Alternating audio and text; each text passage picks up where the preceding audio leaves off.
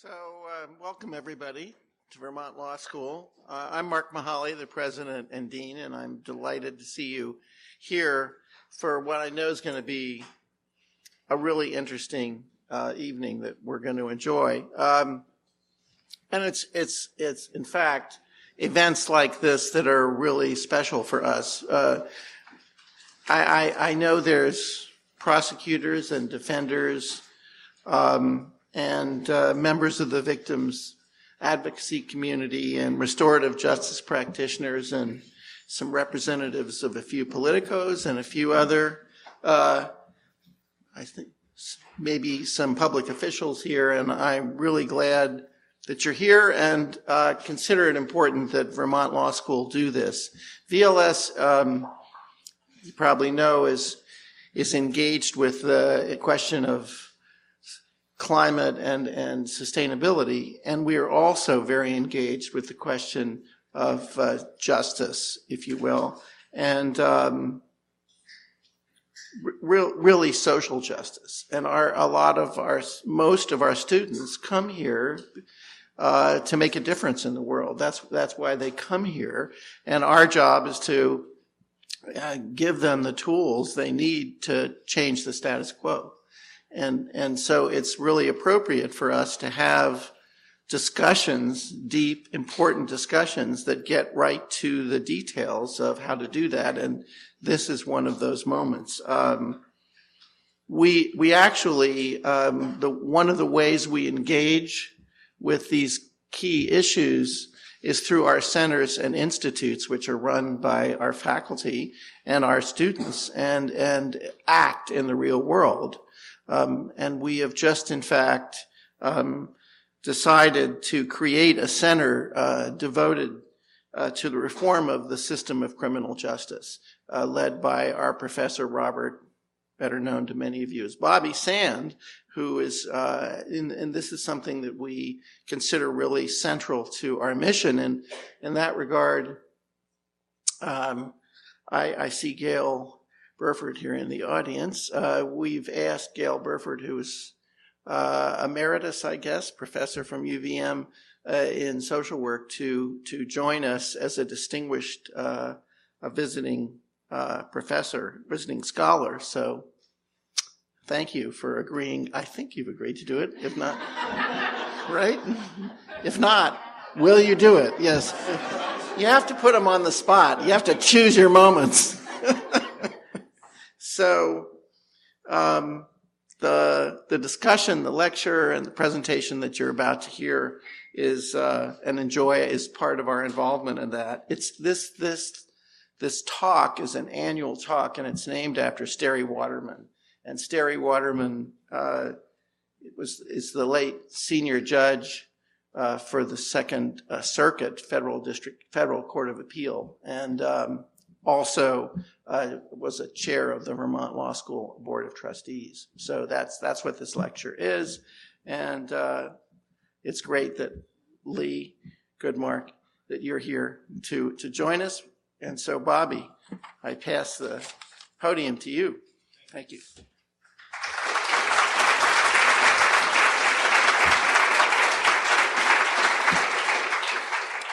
President Mahaly asked me to come up to his office a while ago, and he said to me, "We're looking for a smart, thoughtful, articulate, and provocative person to deliver the annual Waterman address." And I stood up and started to walk out, and he said, "Where are you going?" And we're having a conversation, and I said, "Oh, excuse me, but say no more. I'm going to see if Leigh Goodmark is available." So let me break this down a little bit. Smart, thoughtful, articulate, and provocative. So Professor Goodmark is a summa cum laude graduate from Yale University and a graduate with distinction from Stanford Law School. I know what you're thinking. It's not VLS, but it's pretty good.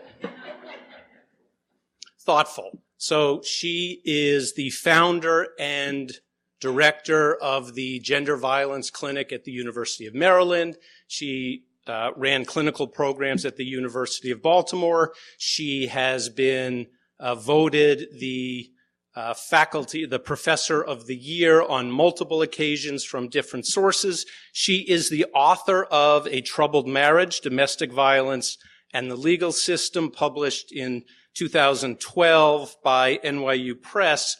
At the risk of revealing my old eyes, let me just share one of many thoughtful paragraphs from the book that will help frame the talk to come.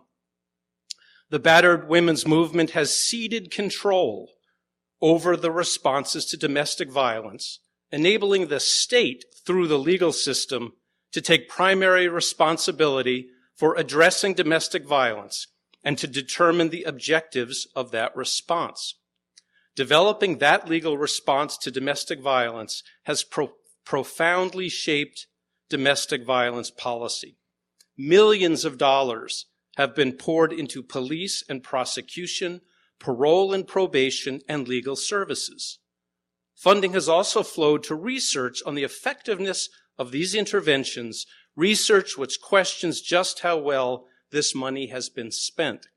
In a zero-sum world of dollars for responses to domestic violence, over-reliance on the legal system has stunted the development of other options. Thoughtful indeed. Articulate. Curious. How many of you have heard Leigh Goodmark speak previously? Pretty good. Any of you who heard her address the 2014 International Restorative Justice Conference at UVM would know how articulate she is. If you heard her speak in Halifax this past summer, you would know how articulate she is. If you go on the web and hear her addresses in New Zealand and Australia, you would know how articulate she is. And shortly, you'll find out for yourself. To the students and to all of you who are students of persuasion, watch what she does. I suspect that she will be persuasive, not by banging on the podium, but instead by meeting us where we are and taking us to a new place. And that's what persuasion is. And finally, provocative. You can turn on the TV at any point, but especially now, and find people who are provocative for the sport of being provocative. Other people are provocative because they have the courage, born out of experience, to raise new ideas that need to be discussed. Leigh Goodmark is the courageous type of provocative. And it's very important to understand that this is not provocation born out of the academy, but instead emanates from years of working with women and families in crisis. This is provocation from the trenches, not the towers. It is a great honor for Vermont Law School and for me personally to present to you the 2016 Waterman Lecture delivered by Professor Leigh Goodmark.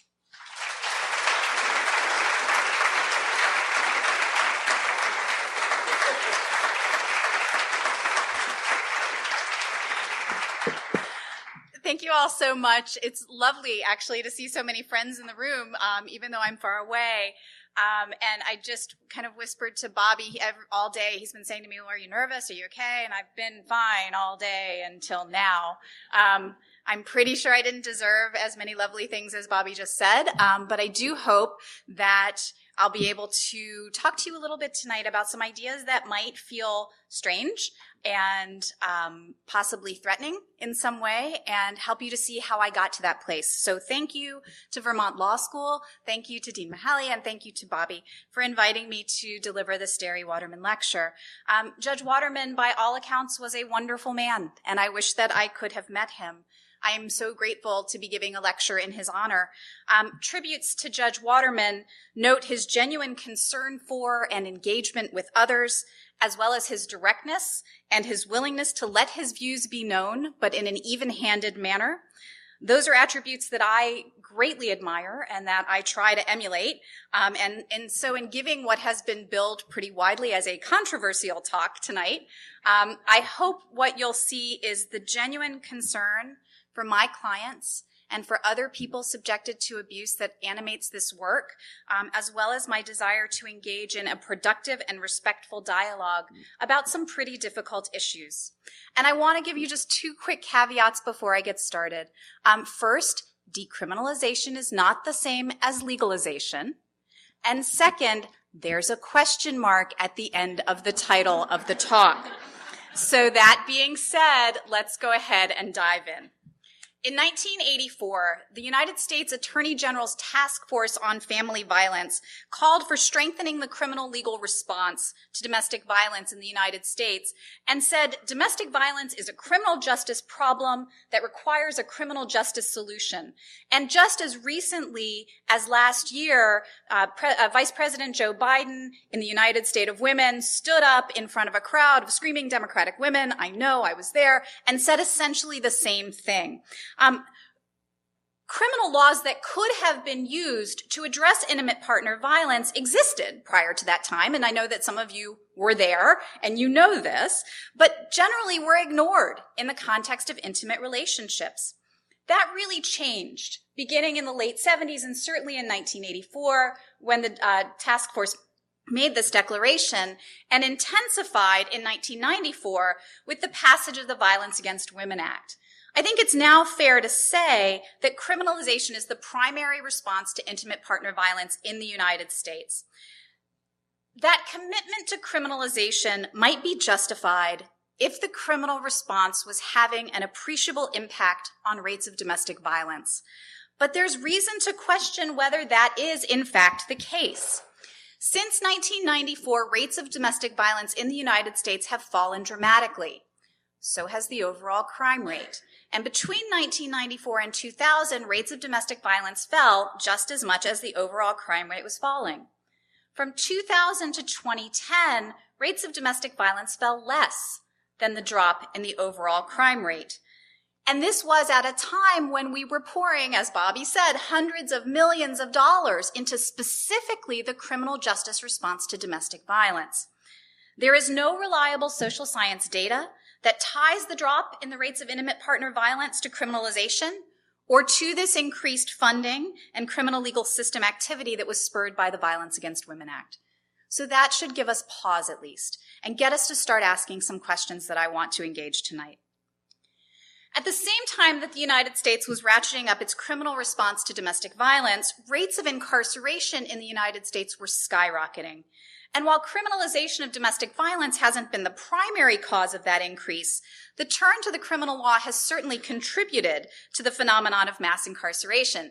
Jim did my homework for me this weekend, which was very kind of you. And as Jim Kenyon noted in his column on Sunday, as of 2014, domestic violence accounted for almost 20% of Vermont's prison population. Over the last several years, people from across the political spectrum have voiced increasing concern about how many people are incarcerated in the United States. And that conversation is happening in the anti-domestic violence community as well. Some of us are pretty skeptical about what has actually been accomplished by prioritizing the criminal legal response. Some of us are concerned about the disproportionate impact of law enforcement interventions on marginalized communities. And this was not a surprise to us, or would not have been a surprise to us, had we listened to the women of color who, in the early battered women's movement, were saying criminalization is going to be a problem for our communities. 30 state domestic violence coalitions, including the Vermont Coalition, are now considering alternatives to criminalization. And some of us have begun to ask whether turning away from the criminal legal system might be necessary in order to explore and to develop those alternatives. So that's big stuff. And it's useful, I think, to go back and look at the history a little bit and talk about how we got to this place where the criminal legal system is our primary response to intimate partner violence. For those of you who were there, take a nap for like 3 minutes, pick me back up then. But for those of you who weren't, the modern story of criminalization really starts in the 1960s and 70s. It's actually interesting as just a little footnote. Historically, actually, there was a criminal legal response to intimate partner violence way back. There was a lot of intervention by the criminal system, but by the 60s and 70s, that had really died down. By the 60s and 70s, police were reluctant to intervene in what was seen as a private family matter. In many jurisdictions, police officers were trained not to make arrests in cases involving intimate partner violence. Instead, the training manuals of the time told police officers that what they were supposed to do was to tell the guy, and it was always a guy, and it was always a husband specifically at that time, to take a walk around the block and cool down. I know that sounds like urban myth, but the training manuals really contained that guidance for police officers. Arrests were rare, prosecution was even rarer, and incarceration for domestic violence was almost unheard of. So that's the backdrop against which we get this ratcheting up of the criminal legal response. Ensuring that the state treated domestic violence like any other crime was a cornerstone of the early anti-domestic violence movement. New criminal laws were not, strictly speaking, what was necessary to realize that goal, although some states did pass laws specifically about domestic violence. Those who abused could be arrested and prosecuted under existing assault laws, for example. The real problem was the failure of police and prosecutors to enforce those laws. And so policies like mandatory arrest, where police are required to make an arrest whenever they have probable cause to do so in a domestic violence case, and something called no drop prosecution, which empowered prosecutors to bring cases without the consent of or the voluntary participation of the person who's been subjected to abuse, were intended to replace discretion that was not being used in these cases with mandates, with mandatory action. And the idea was that by doing this, we would get some response from the criminal legal system, a response that we had had really no luck in getting before. And I want to say something, this is a bit of a departure, but we were just having this conversation. I think it's important to say. I say we because this is me too, later than some of you all admit. But, you know, we were deeply engaged in this work. We believed that it would work. We believed that it would be the best thing that we could do for the women that we were seeing. And so I recognize in a way that I didn't before that for many of us, this is very personal. And I hope that you won't hear this as a personal attack on choices that we as a movement made, but really take it as an opportunity to reflect on those choices and to critically examine whether they were good choices. And the fact that we as a movement did this with the best of intentions doesn't mean that we were always right. So that's my little aside for just a moment. So back to the main talk. With the influx of funds from the Violence Against Women Act in 1994, police and prosecutors and courts had powerful incentives to adopt pro-arrest and pro-prosecution policies. VAWA poured and continues to pour hundreds of millions of dollars, I know I'm repeating that, into training and development and support of the criminal legal response to intimate partner violence. By 2003, when George W. Bush stated that government has got a duty to treat domestic violence as a serious crime as part of our duty, many of us in the anti-violence movement would have agreed, and the way that we saw that happening was through the criminal legal system. And criminalization does have the potential to benefit some people subjected to abuse. So understand that I understand there are good things about having taken this road. Police intervention can stop a violent incident in the moment, right? And that's incredibly important. That's our first response. Courts can issue criminal stay-away orders to prevent unwanted contact between people subjected to abuse and their partners, both before and after prosecution. Successful prosecution can ensure that those who use violence enter better intervention programs as a condition of their sentences, which may lead to behavior change. Certainly that's the hope in those programs. Prosecution can send the message that people are serious about ending the abuse.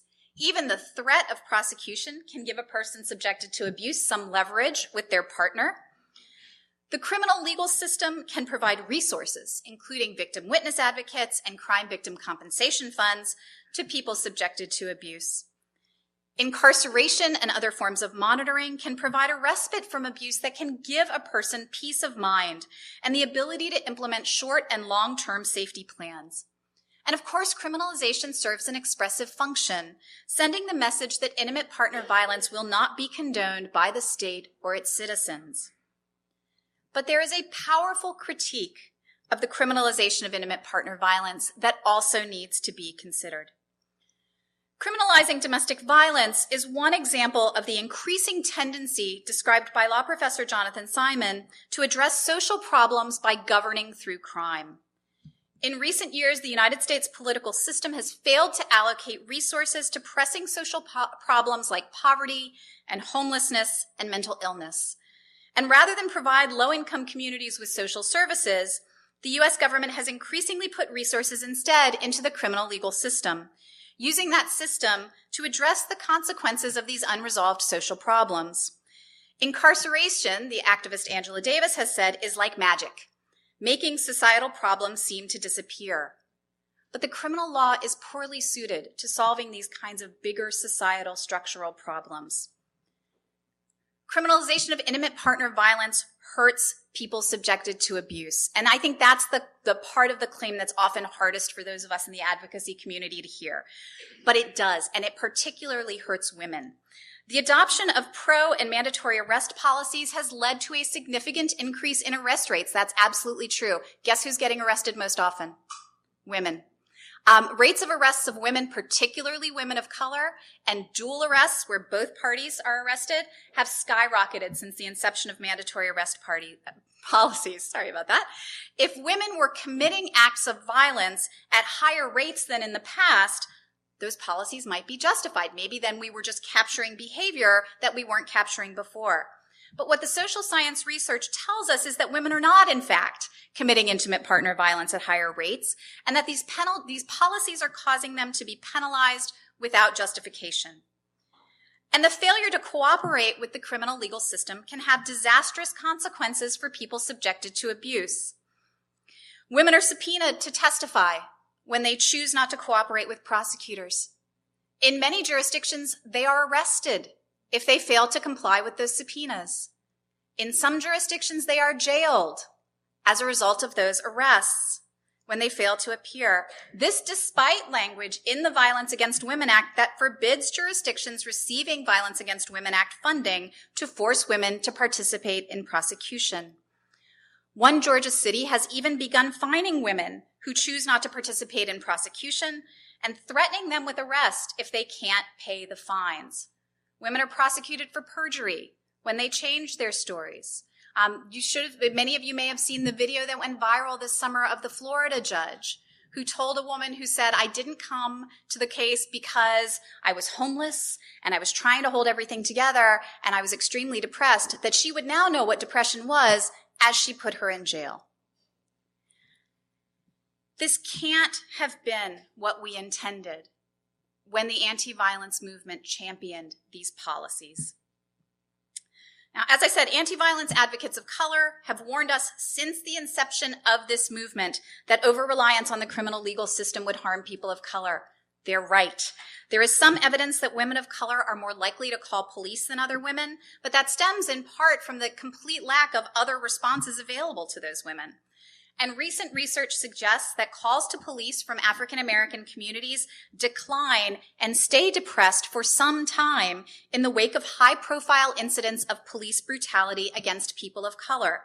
So in too many cities to count, including my own beloved city of Baltimore, excessive use of force by police may be making women more reluctant to seek help. And calling the police brings its own dangers. Arrest rates among women of color for domestic violence are higher in mandatory arrest jurisdictions. Women of color have negative, even abusive experiences with police when they call for assistance with domestic violence.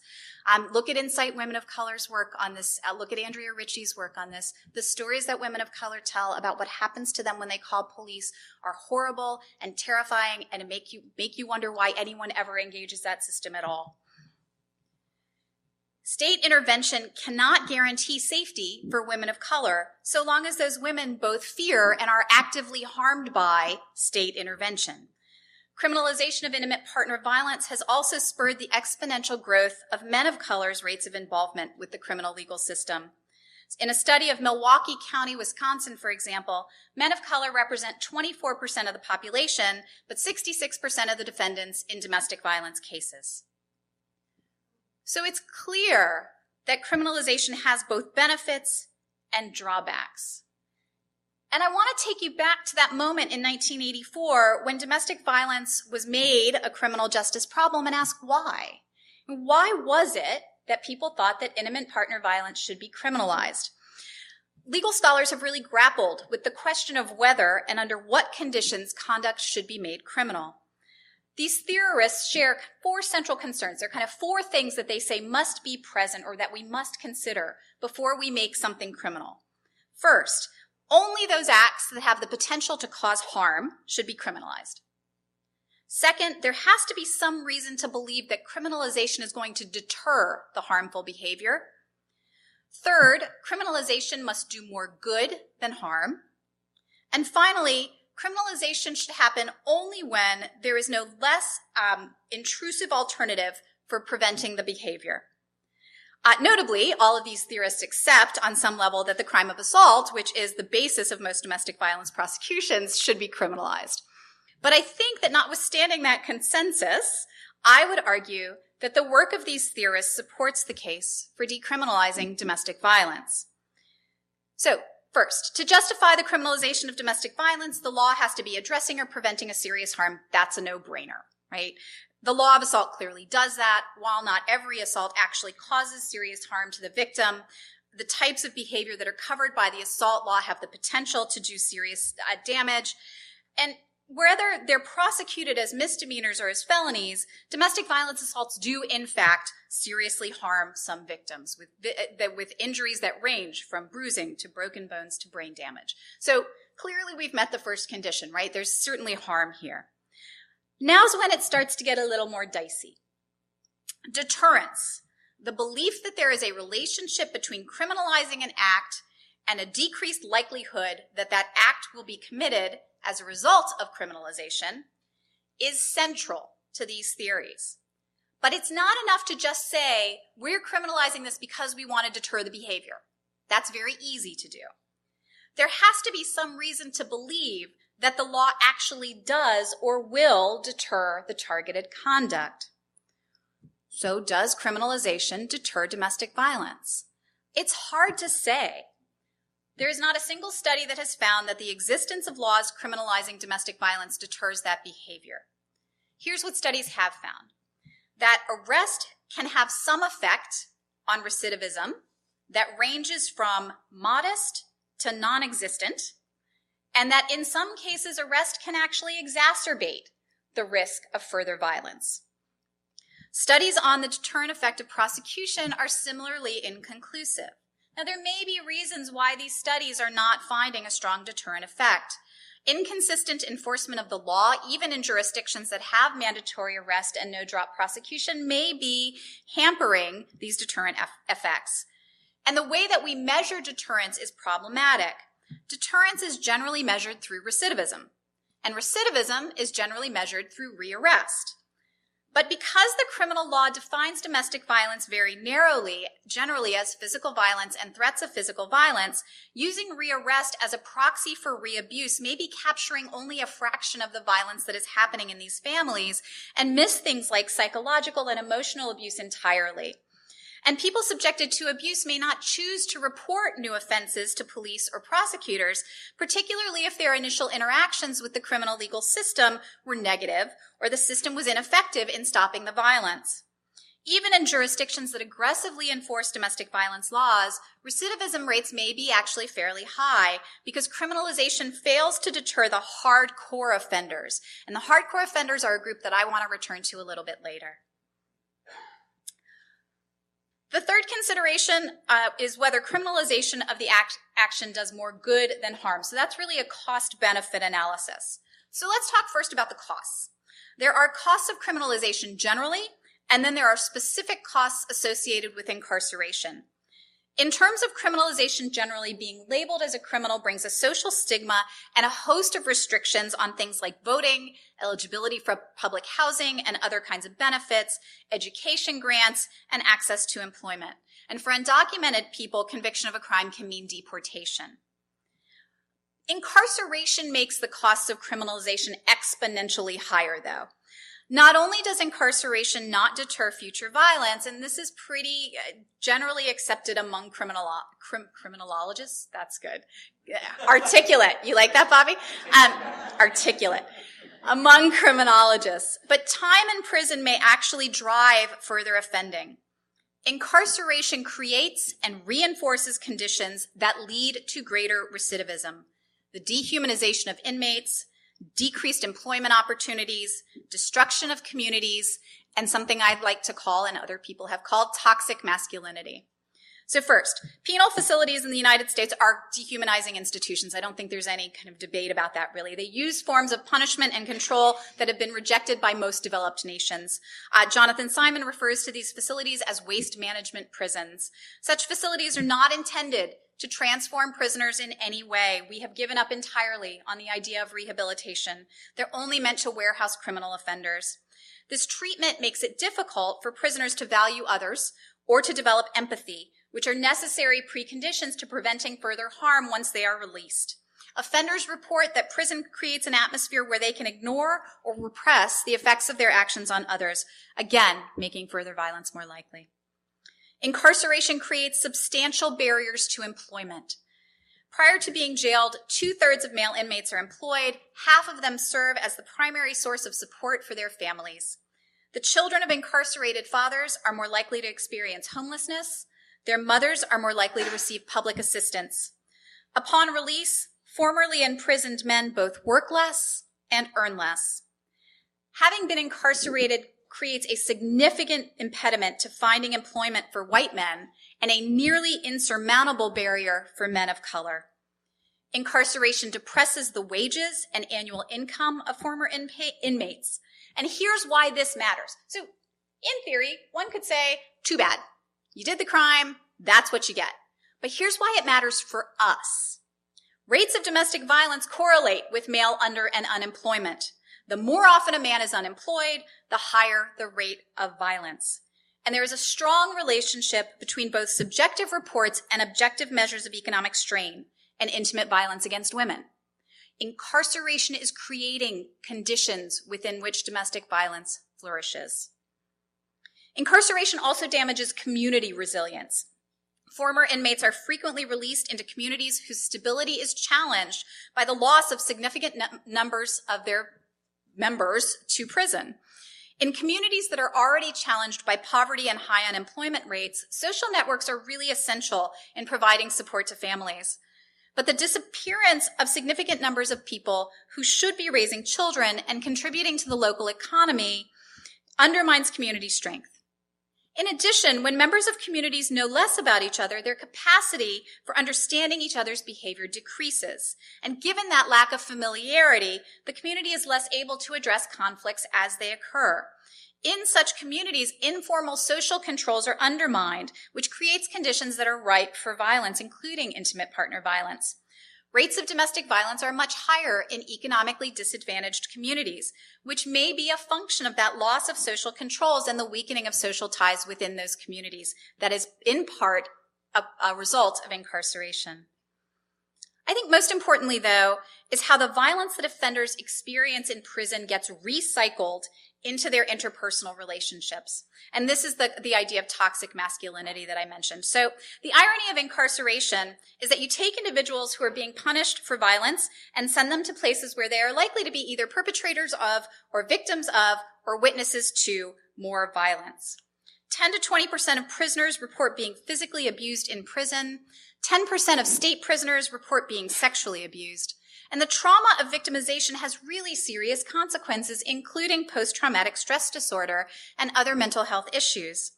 Witnessing violence can trigger those same symptoms of trauma. So former prisoners then take this trauma out into their communities and into the relationships in their communities. And not surprisingly, things like post-traumatic stress disorder highly correlate with intimate partner violence. So the things that are happening within the prison are then replicated in the community in really destructive ways. Prisons also reinforce and magnify some of the destructive ideologies that drive intimate partner violence. Prison culture reflects the values and the norms of the outside society, including our norms around constructions of masculinity. Violence against women, or people who are perceived as feminine, is a way of reinforcing masculine identity. Prisoners bring these problematic notions of masculinity into the prison. have experiences inside of the prison that further shape and warp and reproduce those same kinds of norms, and then return to those communities with those ideas, a process that the law professor Spirit has called the cycle of destructive masculinity.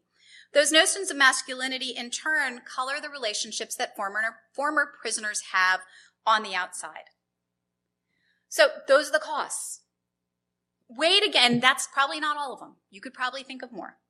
Those are my costs. Weighed against these costs are the actual and potential benefits of criminalization. We talked about some of them earlier. In addition to those, criminalization brought huge resources to the anti-violence movement.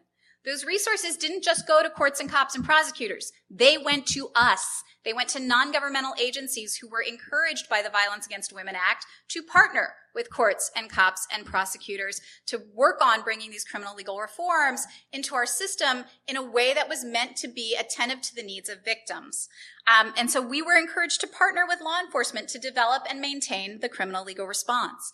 That was a benefit to our community, and I think it's hard at this point for people to think about turning away from some of that money, I mean, just to be honest. Criminalization could increase safety for people subjected to abuse, assuming that arrest incapacitates their partners, that prosecution leads to conviction, and that conviction results in incarceration, or the criminal court issues an order for the offender to stay away from the victim of the crime. People subjected to abuse report that punishments like jail time and probation give them the opportunity to put short and long-term safety plans into place, as I said. And regardless of the sentence imposed, some people report experiencing less fear after their partners are convicted. Criminalization might deter future violence. I think we've talked about why that's an open question still. Criminal laws forbidding intimate partner violence validate the experiences of people subjected to abuse by clearly and unequivocally stating that what has been done to them is wrong and that society condemns those actions. Moving away from criminalization could be seen as a tacit acceptance of intimate partner violence and a diminished state commitment to people subjected to abuse. And I think that's probably why we got some of the reaction to the title of this talk that we did.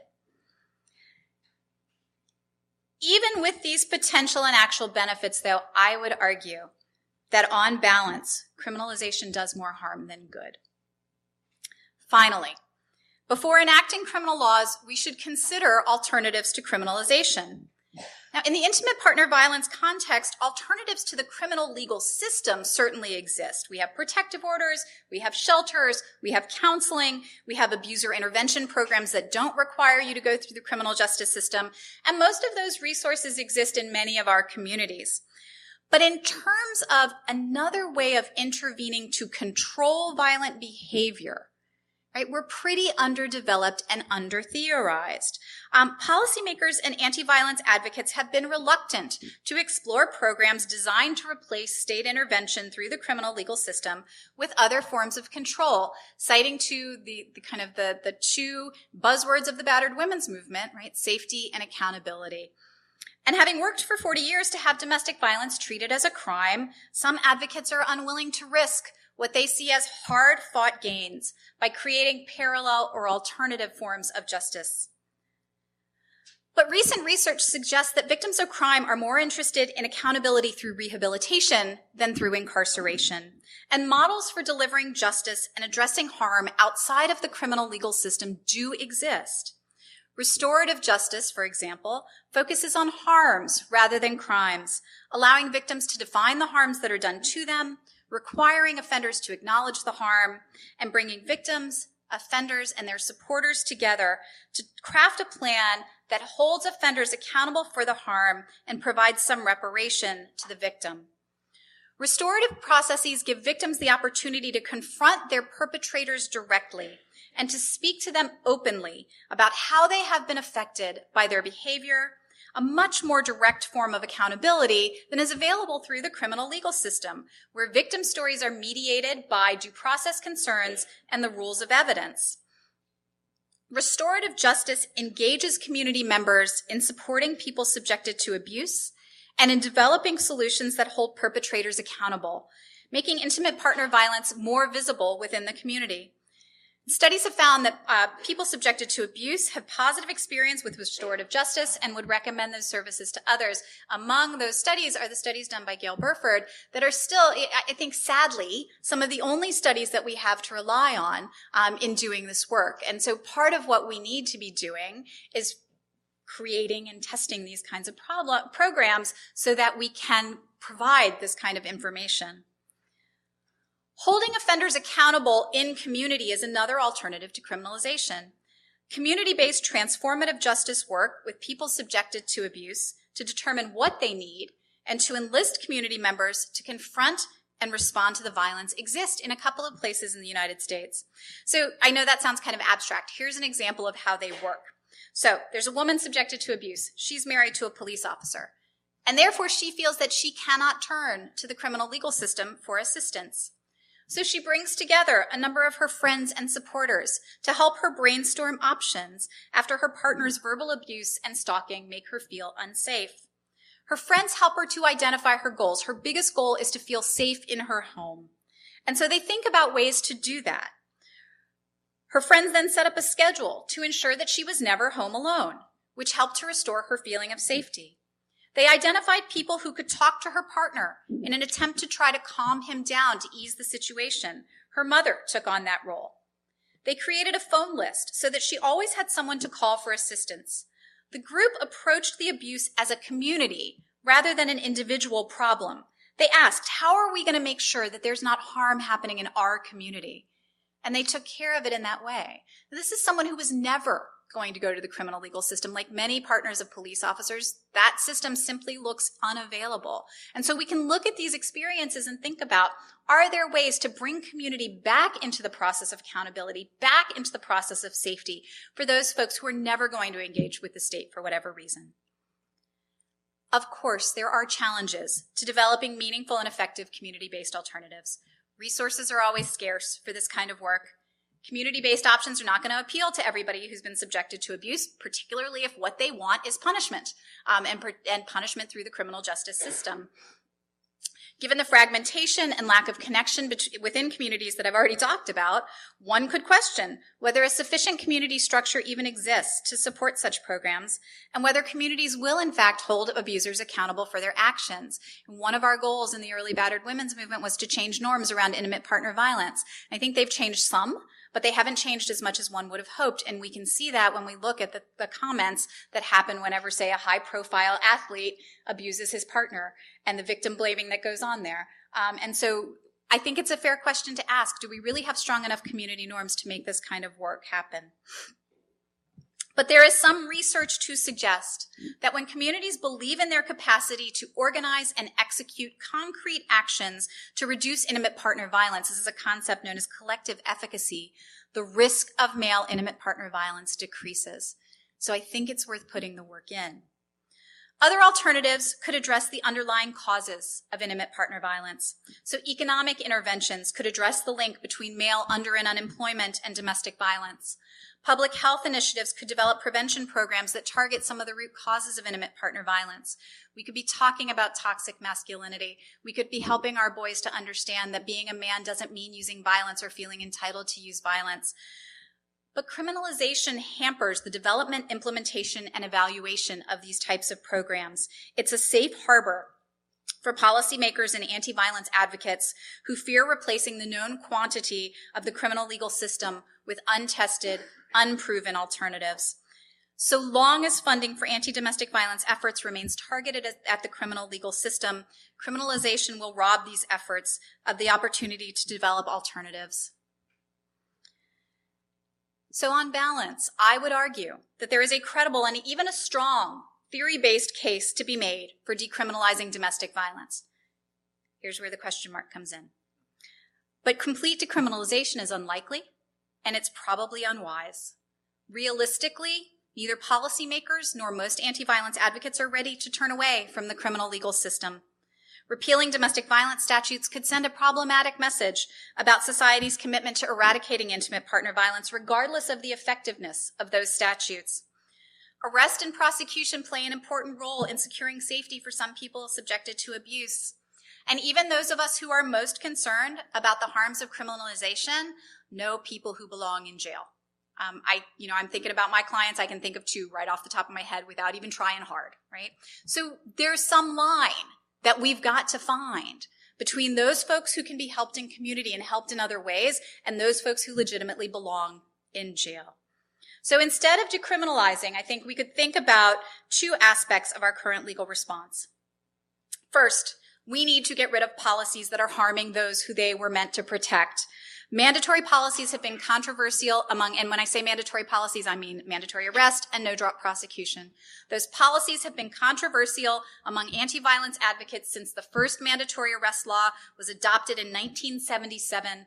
Our experience since then has shown that mandatory arrest and prosecution policies are responsible for a significant portion of the harm done to women subjected to abuse when they become involved with the criminal legal system. Women are arrested more often. People are forced to testify against their will. They are punished for failing to testify. Mandatory policies deprive people subjected to abuse of the power to choose how to deal with the violence in their lives. Criminalizing domestic violence does not require mandatory policies. We should get rid of them. Thank you, Bobby. Second, we should rethink punishment. So rather than viewing punishment for domestic violence as a binary, right? A prisoner is either found guilty and incarcerated or not. We should conceptualize criminalization and punishment as a spectrum with a range of possible responses. The research on desistance, that desistance, by the way, means stopping. I didn't know that the first time I read it, so I thought I'd be helpful. The research on desistance from domestic violence suggests that some perpetrators recognize the need to change, and they are willing to change their behavior. They want to stop using violence. They really do. That process of change involves the interaction between an external structural factor, a negative consequence of using violence, and an internal negative emotional response to that consequence. Something bad happens when I do this. I don't want that something bad to happen to me. I will stop. And while that trigger could be intervention by the criminal legal system, it could also be community intervention. There's a reason that public shaming works in some places. And I've seen, advocates do this kind of work where calling somebody out is enough to get the behavior to stop. Perpetrators are more likely to maintain that change when they have support and encouragement from family and friends and partners, the kind of networks that we can create through restorative and community accountability practices. The anti-violence movement should partner with community activists to conceptualize, pilot, and evaluate, most importantly, community-based alternatives to incarceration. The criminal legal system should be reserved for habitual and serious offenders, allowing us to focus resources where they are most needed. Studies have found that serial offenders are responsible for a substantial amount of intimate partner violence. So focusing on habitual offenders prevents those who otherwise might not repeat their violence from suffering the collateral consequences of criminal intervention and the effects of spending time in prison, and concentrates our efforts around those who are doing the most harm. It makes sense to focus on the people who are creating the problem. We should also work to improve prison conditions in the United States. The conditions in U.S. prisons are horrific. Overcrowding is the norm. Violence is rampant. Programming and treatment are scarce. It doesn't have to be this way. In Germany and in Norway, prisons are open. They allow offenders to work, to cook, to engage in human activities, all within the prison walls. Prisons help offenders to find housing and employment and provide access to a support network upon release. And there are places in the United States that are embracing this philosophy. So in Ada County, Iowa, for example, correctional officers treat prisoners with empathy and respect. That shouldn't be unusual, but it is. They maintain an open door policy, encouraging inmates to come and talk to them about the problems that they're experiencing. The punishment of incarceration should be losing your freedom, not your dignity, and not your safety. There are some offenders who are so dangerous that they need to be incapacitated, but the conditions of confinement shouldn't increase the likelihood that they will use violence when they are released. We as a movement need to partner with other social justice movements that are doing this work. Their work is our work. We also need to ensure that measures intended to protect prisoners from violence are being enforced. So the Prison Rape Elimination Act, for example, is designed to protect prisoners from rape or sexual assault by guards or other inmates during incarceration. National commissions have documented preventative measures that prisons could take consistent with PREA's mandate to eliminate violence. Nonetheless, rates of sexual violence remain ridiculously high in many prisons and jails. We should be part of that movement, and we haven't been. So in a very bizarre legislative maneuver around PREA, one of the justifications for taking the teeth out of PREA was that in doing so, we would somehow deprive the domestic violence movement of funding. It's way too Byzantine for me to explain. You could probably explain it. But the point is, we didn't, as a movement, then stand up and say, don't use us as the justification for gutting PREA. That's not a good reason. When we're allied with other movements, then we're making that clear that we won't be used as the justification for allowing sexual violence to continue to be rampant in prisons. 907,000 incidents of intimate partner violence were reported in the United States in 2010. Arresting, trying, convicting, and incarcerating each participant, each perpetrator of those incidents would substantially increase the already overwhelming number of inmates in U.S. prisons and jails. The United States is not going to arrest and prosecute its way out of its problem with intimate partner violence. As Ann Sparks asked in 1997, how many prisons are we willing to build for batterers? We can't use prison to disappear intimate partner violence. And we're not going to make a serious dent in mass incarceration without addressing violent offenders. Experts agree that focusing efforts around low-level drug offenders won't significantly decrease the prison population. We have to deal with the large number of offenders who are in prison for violent crimes. Looking at alternatives to incarceration in cases of intimate partner violence could give us an entry point into that conversation.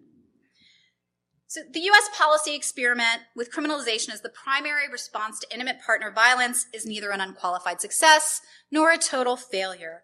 What it has revealed is the need for a more graduated response to intimate partner violence and a response that does not harm those people that it was intended to protect. The next phase of the anti-domestic violence movement should be dedicated to developing, implementing, and evaluating that alternate response. Thank you.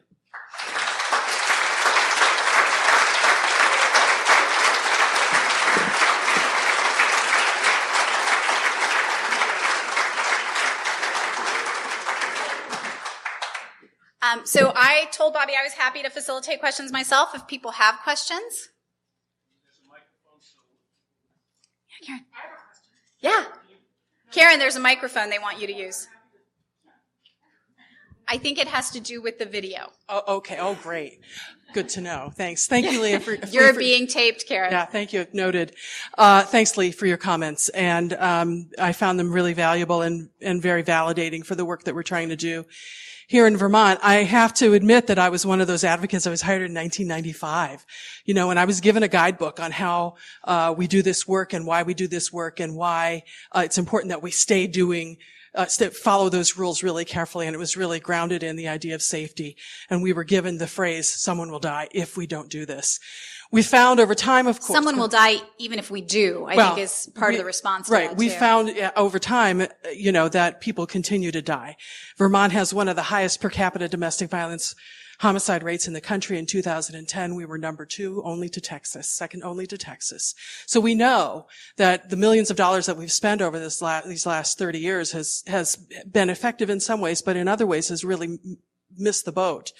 We're so fortunate in Vermont to be represented by Senator Patrick Leahy, who's one of the primary co-sponsors of the Violence Against Women Act. And, he's a guy he's a former prosecutor, he's a law enforcement guy, but and I just want to acknowledge that Diane Derby is sitting right here. But I would be saying this even if you weren't, Diane.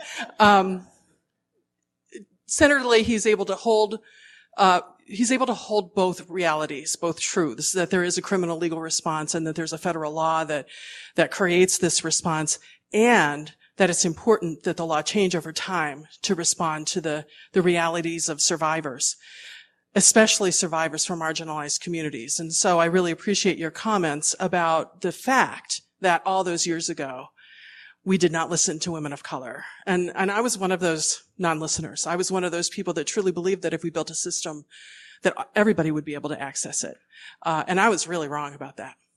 So I'm getting to a question. My question for you, thank you for entertaining my little lecture, and self-disclosure.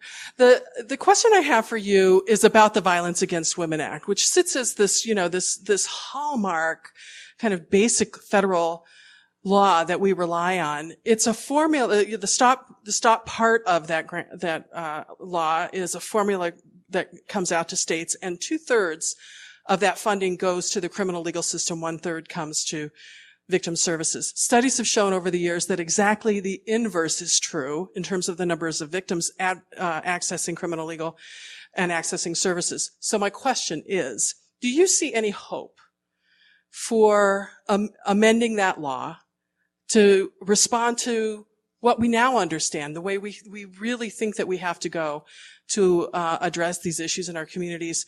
Or do you think that we got to scrap it? Thank you. Yeah, so I'm not advocating scrapping the Violence Against Women Act. That would be among the most controversial things I would have ever said if I were to say it. I will not say that. And I actually think there's an interesting movement going on around rethinking the priorities of the Violence Against Women Act and thinking about how you shift funds in more productive ways. And so I was just part of a conference on the grand challenges in social work, where one of the things we advocated for was to basically do that shift that you talked about, which was to put lots more money into the social service and direct service portions of VAWA and less into the criminal justice response. I think that's possible. I think particularly it's possible if the advocacy community will come together around it. And now that we have this movement among the state coalitions, I think that's, part of that response. But it's hard, right? Because the people who really have impact on VAWA are the national organizations and not so much the grassroots people. So we've got to get to them, right? And be in their ear about what the new priorities need to be and how we shift them.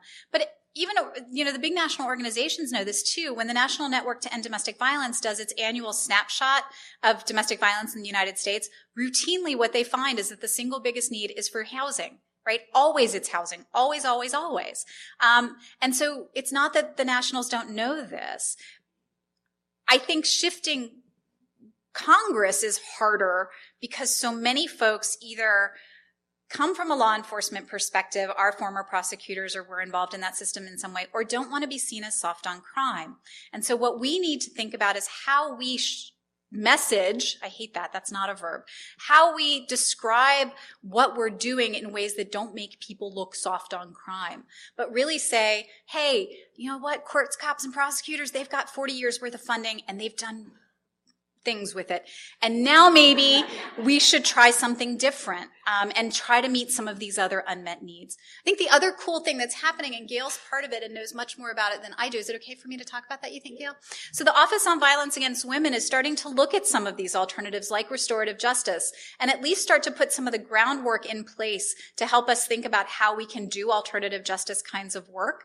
The Office on Violence Against Women sponsored a forum on mandatory arrest that was pretty critical of mandatory arrest. So I think that working through OVW is another vehicle, and I think they're really starting to move in some ways too. No, we're not getting rid of VAWA. Never, never. Other questions? Yeah.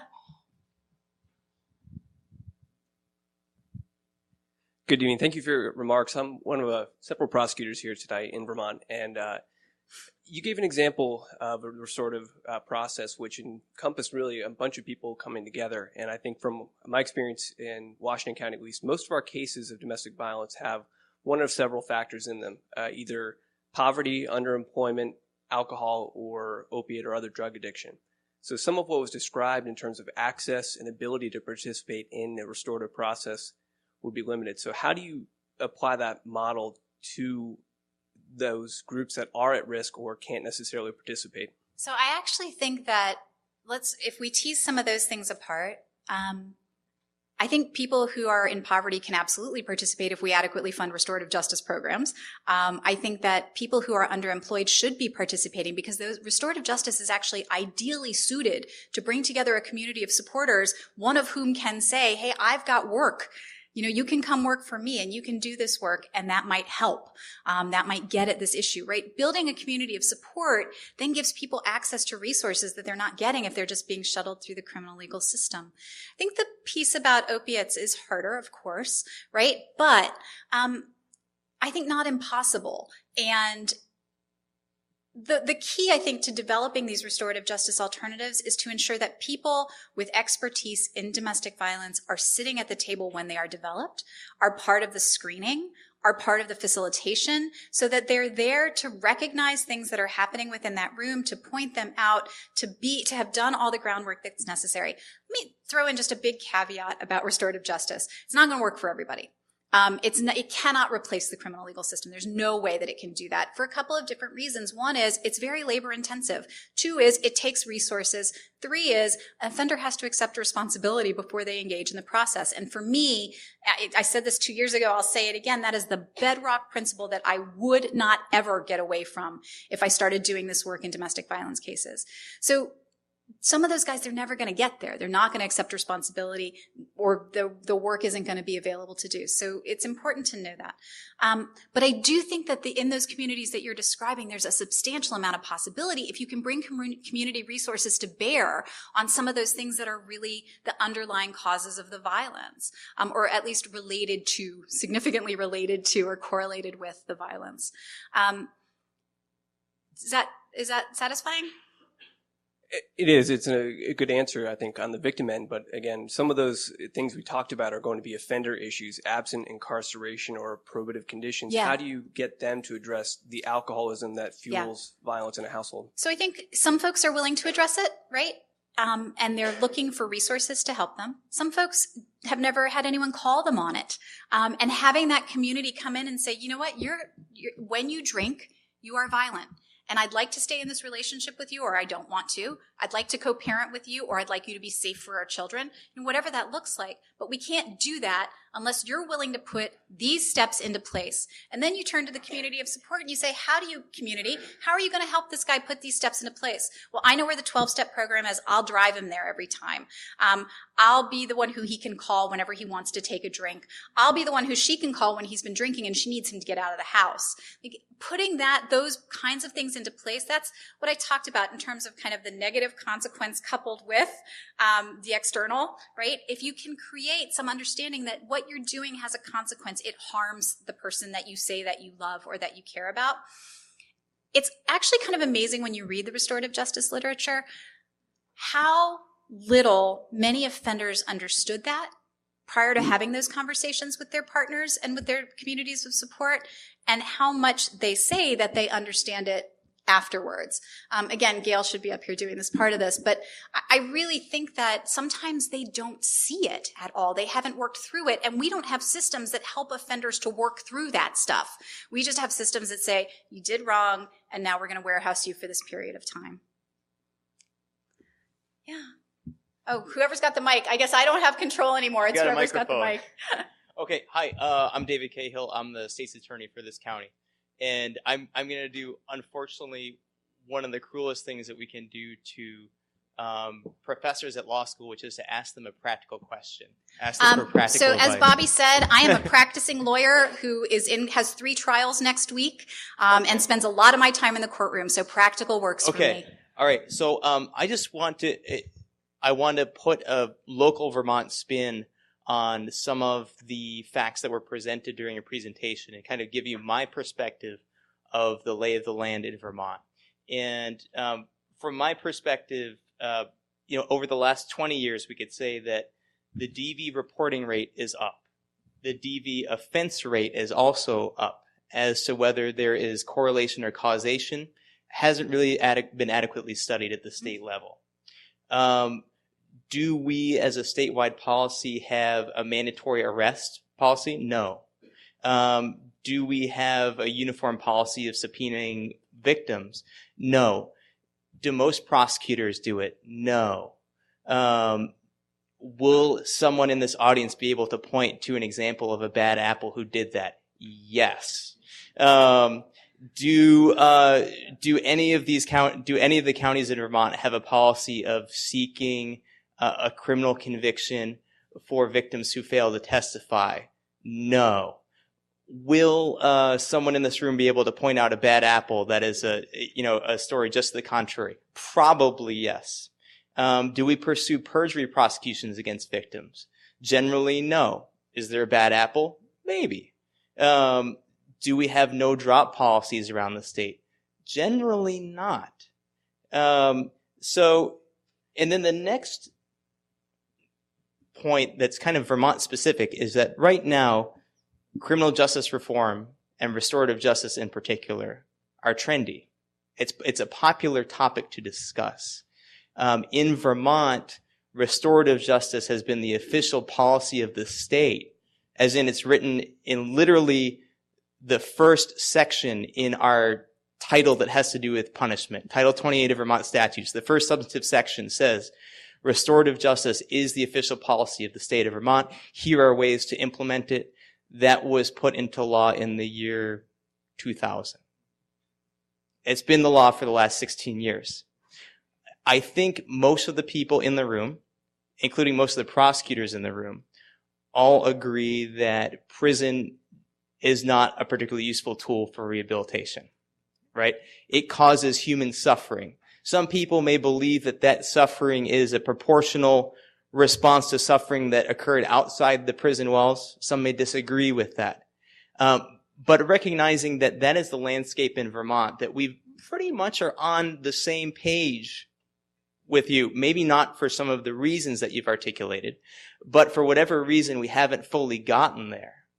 What advice would you give to a state that has an official policy of restorative justice for the last 16 years? Jim Kenyon has written that 20% of our prison population nonetheless is in for some sort of domestic crime. The initial response is some form of probation, usually with a batterer's intervention program. Where do we go next? What should we be doing? So I think so first of all, yay for you. Because, half of what I would tell you to do, you've already done. So great. Get rid of your bad apples. You don't have a problem with mandatory policies. In a talk of this length, it's hard to get into all of the complexity of some of this, but John Braithwaite and Kathy Daly back in 1994 described kind of a system of intervention in cases of intimate partner violence that's a pyramid, right?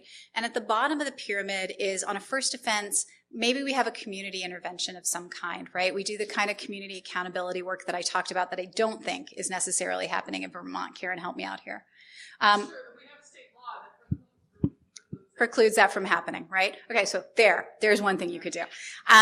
But so there's a kind of a community intervention, and there are interesting kinds of interventions that are happening in various places. High Point, North Carolina, I think, is a great example where they have police going to really high-risk offenders and saying, look, now we're watching you.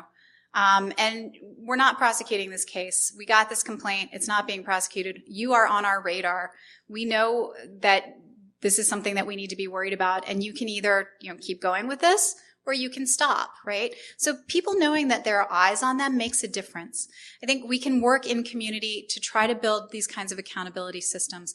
And then you work your way up the pyramid. You work on restorative justice. Now, restorative justice may be the official law, but I would venture a guess as to say that it's not being done in domestic violence cases because people are completely freaked out by the notion of doing it in domestic violence cases. And one of the things we need to really work on is implementation of that. That takes money, that takes thought, that takes creative people who are willing to say, we're going to put time and effort into trying to figure out how we can do this in a way that is safe for people subjected to abuse, that gives meaningful accountability, right? That gives those terms some substance, and not just say it's the law. We make lots of things the law. It doesn't mean they happen, right? And I would be willing to guess that restorative justice on any kind of regular basis is not happening, notwithstanding 16 years of law. I think that for us in the movement, there are other kinds of social justice movements that we should be engaged with. So we need to make communities comfortable with the idea of law enforcement. And that might not be as big a deal here in Vermont as it is, say, in Baltimore, where I live. But I think that one of the things that we can be doing is thinking differently about how we engage law enforcement. I do think that incarceration should be our last resort. And probation can't become some kind of cheap substitute for incarceration, right? Because it doesn't dignify people anymore. It creates a lot of the same problems. And quite frankly, rates of probation violation are high, as high as they are, criminologists, I gotta stop saying that word, the experts suggest, not because people substantively violate the criminal law again, but because they violate all the stupid rules that they gotta follow while they're on probation. They fail to pay their fines, they fail to show up for their meetings, they fail to be drug tested regularly. So there's some evidence out there that suggests that probation can be used meaningfully if we stop focusing on these kind of the smaller violations and actually focus on people's behavior. That's another thing I would suggest might be useful, is a meaningful kind of probation. Most people who are arrested for and convicted of domestic violence aren't on any kind of meaningful probation. Departments can't do it. They're not staffed sufficiently. They can't have the kind of ongoing monitoring that's really necessary to ensure that that's happening. So I think that's another thing. I think the movement work that I talked about is absolutely something that we can all be doing. And I think, the last thing I would say is that I have some ideas, but I am really aware that I don't have all the ideas. And I think part of the reason for having this conversation is to surface these issues so that we can start to have conversations across professions about what those alternatives might be and how we can do this work better. We're not having those conversations now because we're so mired in criminalization. Okay, I'm told you get 2 more short questions. So I guess no more speeches, just questions. For me too. They have to end with a question mark. Yeah. I don't know where the I've got mics are. Oh. Hi, my name's Scott Woodward. I'm a candidate for the state senate this year, and this is a very helpful lecture, so thank you. You got my attention on community intervention. And so a question is, do you see this in the broader collection of social ills that we're trying to address? Not just domestic violence, but poverty, opiate crisis, the whole range of social ills.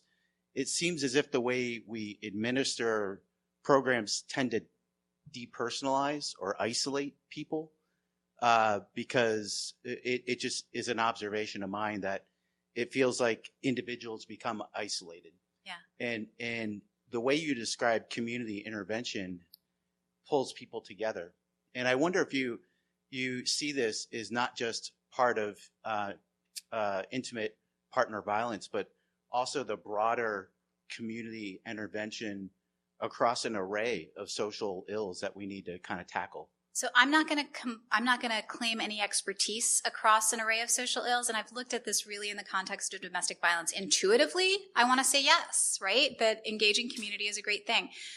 The critique that I often get is a very academic one, and it has to do with something called neoliberalism, and the idea that we should privatize services and require people to kind of bootstrap themselves and make churches and others responsible for all this stuff. I want to be very clear that that's not what I'm saying. I think the state has a responsibility to do this work. It's how it does the work that matters. And some of that work can get done not by just saying to people, communities, you're on your own, but actually putting resources into communities that allow them to do that work. Justice reinvestment was supposed to be about taking the money that was being spent on prisons and putting that money back into communities. That's not what's happening with justice reinvestment money. But I think if it were, it could get at some of those other problems that you're talking about as well. I'm told one more question. And you've got the mic. Hi, thanks for coming. Let's say you were to decriminalize domestic violence. How would that look in a statute? Because you said that most of these are prosecuted by assault statutes. You just have your typical assault statute and then exempts intimate partners. How would that work? And to kind of inflame the question, how do you write a statute that will punish me if I punch a random person in the face, right, but won't if I punch my wife? So there's a huge equal protection problem there. You asked actually the hardest question, which is how can you actually go about doing this? There's an enormous equal protection problem with the idea that we will only punish certain kinds of crimes, but not other kinds of crimes. And the answer to that, honestly, is I'm not sure. And that's part of the reason why I come out at the place where I do, which is that we probably can't do this. In part because the implementation is really, really hard to figure out. But I think we can do graduated punishment. So I wouldn't redo the assault statutes, but I would redo the ways that we approach punishment. But you hit the single hardest question right on the head. Equal protection doesn't allow us to prosecute crimes against strangers, but not crimes against intimates. And so that's a huge problem. Can we do a second last question? I'm here for you. So my question has to do with, again, going back to context and how we might apply your work in Vermont. We still have to keep the wings on the airplane here, right? So I think all of us in this room are probably here because we believe that domestic violence is wrong and we want to stop it in our communities, right? And so we have this system that has criminalized domestic violence and we provide a whole array of other services here. And Dave Cahill pointed that out too. It's true. How do we work with state legislators, with with Congress, where Congress isn't known for nuance, right? Right. And for understanding complicated ideas like the ideas we're talking about today. How do we apply this work and this concept without running the risk of telling legislators who aren't used to nuance, like that, oh yeah, we're done with domestic violence and here's a great way to cut your prison population. Yeah. And so I think that, part of that is about pilots. Pilot projects are wonderful ways to try new things without abandoning the old, to get some good data around what works and what doesn't, and then to make a case for expansion. And so, one of the things I would love to see happen is for funds in the Violence Against Women Act to be made available to do pilot programs around restorative justice. And that's something a bunch of us have been advocating around, right? Because you're right, we can't ditch one thing and say, okay, we're going to ditch the one thing we have that is doing something, whatever it might be doing. And now we have this huge void. And what are we supposed to do with it? And by the way, it doesn't mean this problem has been solved, right? You're absolutely right. So I'm going to paraphrase Gloria Steinem. I'm going to do it badly, but we have to fix the bicycle while we're riding it, basically, right? We have to start figuring out different ways to do things without completely abandoning what we've got. And in part, I think we're never going to completely abandon what we got because there are some people who need to be in jail. But we need to start doing the hard work amongst ourselves before we engage legislators, before we engage others, so that we can set the terms of this debate to say, we've thought through what a graduated punishment scheme might look like. We've thought through what the conditions are under which somebody should be incarcerated versus some kind of community engagement. We've thought about what that community engagement might look like. We know what the resources are that we need, and we'd like to try it out. I think that's the point at which we can go to legislators and say, we just want to try it. Let us pilot it. Let us see what happens, and then we can expand it. This is not an overnight solution, right? And I don't have any belief that it is. And I don't think, by the way, that, the U.S. problem with mass incarceration is about a million different things, none of which anybody actually has really been able to define yet. One of those things is domestic violence. And we can try to make improvements upon, think critically and carefully about how we do our work, and try to have that have a larger impact. But it starts small. It starts with data. I think the single most important thing that we can do is evaluate. That if we create these problems, we create this program, sorry, I'm getting really tired, and we evaluate them, then we have something tangible that we can take beyond just, this system sucks, it doesn't work for my clients, and we need to do something different. So, absolutely. So can I just say thank you? No. Oh. Not yet. I'm sorry. Leigh did not ask for this to happen, but Barrister's Bookstore arranged to have some copies of her book here. She will be incredibly embarrassed, as she is right now, to sign your book, but please do that. And now you can say thank you, and so can we. So I realize that these are challenging ideas. I can't tell you how much I appreciate the time that you put in with me. I appreciate your questions. I appreciate the hard work everybody in the room is doing, and I hope that we get to continue doing this work together. Thank you so much for coming.